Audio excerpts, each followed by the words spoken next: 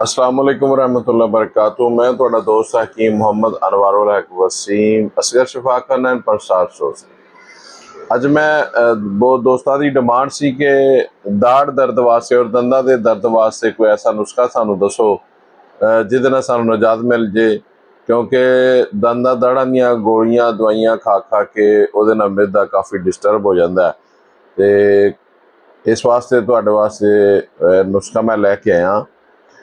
ਆਮ ਤੁਸੀਂ ਹਰ ਘਰ ਦੇ ਵਿੱਚ ਇਹ ਚੀਜ਼ ਹੁੰਦੀ ਹੈ ਲੌਂਗ। ਇਹ ਲੌਂਗ ਹੈ ਜੀ, ਇਹ ਸਾਬਤ ਲੌਂਗ ਨੇ। ਇਹ ਲੌਂਗਾਂ ਦਾ ਤੇਲ ਹੈ ਜੀ, ਇਹ ਲੌਂਗ ਦਾ ਤੇਲ ਹੈ। ਜਿਨ੍ਹਾਂ ਲੋਕਾਂ ਦੇ ਦਾੜ ਦਰਦ ਹੈ, ਦੰਦਾਂ ਨੂੰ ਦਰਦ ਹੈ, ਰੂਈ ਲੈ ਲੈਣੀ, ਥੋੜੀ ਜਿਹੀ ਰੂਈ ਲੈ ਕੇ 2-3 ਕਤਰੇ ਇਸ ਰੋਗਨ ਲੌਂਗ ਦੇ ਲਾ ਕੇ ਦਾੜ ਦੇ ਵਿੱਚ ਰੱਖ ਦਿਓ ਜਾਂ ਦੰਦਾਂ ਨੂੰ ਮਲ ਦਿਓ ਥੋੜਾ ਜਿਹਾ। ਬਿਹਤਰੀਨ ਨੁਸਖਾ ਹੈ, ਦੰਦਾਂ ਦੇ ਦਰਦ ਵਾਸਤੇ ਬਿਹਤਰੀਨ ਨੁਸਖਾ ਹੈ।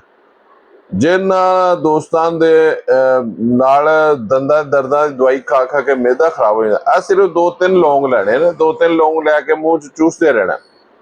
ਇਹਦੇ ਬਹੁਤ ਸਾਰੇ ਫਾਇਦੇ ਨੇ। ਇੱਕ ਤੇ ਮੂੰਹ 'ਚ ਬਦਬੂ ਨਹੀਂ ਆਏਗੀ, ਇਹਨੂੰ ਚੂਸਣ ਦੀ ਵਜ੍ਹਾ ਨਾਲ ਮੂੰਹ 'ਚ ਬਦਬੂ ਨਹੀਂ ਆਏਗੀ। ਕਮ ਸੇ ਕਮ 3-4 ਲੌਂਗ ਡੇਲੀ ਦੇ ਮੂੰਹ 'ਚ ਰੱਖ ਕੇ ਚੂਸਣੇ, ਬਾਅਦ 'ਚ ਉਹਨੂੰ ਚਿੱਥ ਕੇ ਖਾ ਲੈਣਾ। ਇੱਕ ਤੇ ਮਿਹਦਾ ਠੀਕ ਰਹੇਗਾ, ਮਿਹਦਾ ਗੈਸ ਨਹੀਂ ਬਣਾਏਗਾ, ਮਿਹਦੇ ਤੇ ਜਲਨ ਨਹੀਂ ਹੋਏਗੀ ਔਰ ਕਬਜ਼ ਨਹੀਂ ਰਹੇਗੀ।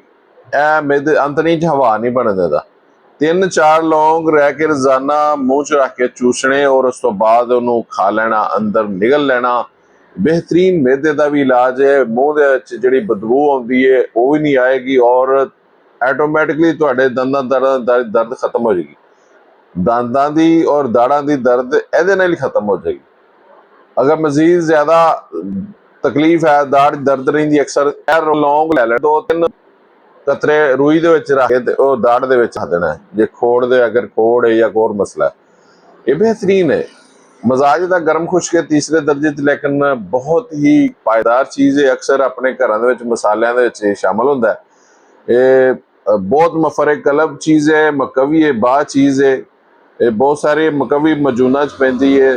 ਜਿਹੜੇ ਤੇਲ ਇਸਤੇਮਾਲ, ਤਿਲਾ ਵਗੈਰਾ ਇਸਤੇਮਾਲ ਹੁੰਦਾ, ਉਹਨਾਂ ਦੇ ਵਿੱਚ ਇਸਤੇਮਾਲ ਹੁੰਦਾ ਹੈ। ਤੇ ਜ਼ਰੂਰ ਦੋਸਤ ਇਹਨੂੰ ਅਜ਼ਮਾਣ ਔਰ ਭਰਪੂਰ ਫਾਇਦਾ ਉਠਾਉਣ। ਲੌਂਗ ਬਹੁਤ ਅੱਛਾ ਹੈ, ਠੀਕ ਹੈ ਨਾ ਜੀ, ਬਹੁਤ ਅੱਛਾ ਹੈ। ਅਗਰ ਇਹਨੂੰ ਤੇਲ ਸੁੰਡ ਜਾਇਫਲ ਜਵੈਤਰੀ ਦੇ ਵਿੱਚ ਸ਼ਾਮਲ ਕਰਕੇ ਤੇਲ 'ਚ ਇਹਨੂੰ ਕਰਕੇ ਸਾੜ ਕੇ ਤੇ ਦਰਦਾਂ ਦੇ ਜਿੱਥੇ ਜਿੱਥੇ ਵੀ ਦਰਦ ਹੋਏਗੀ ਉੱਥੇ ਤੁਸੀਂ ਲਾ ਦਿਓ, ਦਰਦ ਖਤਮ ਹੋ ਜਾਏਗੀ। ਬਹੁਤ ਜ਼ਿਆਦਾ ਫਾਇਦੇ ਨੇ ਇਹਦੇ, ਇਹ ਤੋਂ ਭਰਪੂਰ ਫਾਇਦਾ ਉਠਾਓ। ਤੁਹਾਡਾ ਦੋਸਤ ਹਕੀਮ ਮੁਹੰਮਦ अनवारुल हक वसीम, असगर शफाखाना, पंसार स्टोर, मक्का टाउन, हेड 7R रोड, हरनाबाद। 0302 42 74 335 मेरा नंबर है। किसी दोस्त ने मशवरा करना हो, कोई दवाई मंगवानी हो या किसी मर्ज के हवाले ना कोई मशवरा करना हो तो जरूर रब्ता कर सकता है। साडा ये नंबर है, इस तो इलावा इसका कोई नंबर मेरा नहीं है। दवाखाने का यही वाहद नंबर है। मेरी मेडिसन सवाए इस नंबर तो इलावा किसी भी दोस्त को आखे गए असगर शफाखाने की दवाई है, तुसीं नहीं इस गल नूं मनना। दुआवां च याद रखना।